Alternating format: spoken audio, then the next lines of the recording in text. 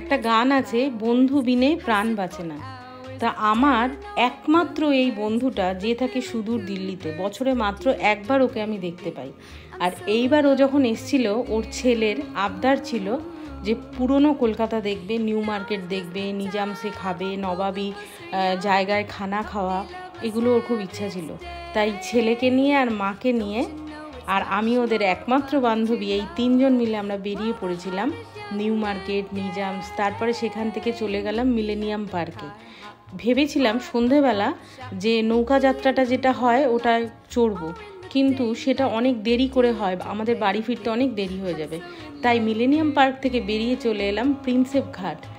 আমাদের ছেলেটিকে সেটাও দেখালাম যে দেখ প্রিন্সেপ ঘাটটা কত সুন্দর জায়গা, একদিকে নদী, একদিকে রেলওয়ে স্টেশন, ভীষণ সুন্দর জায়গা।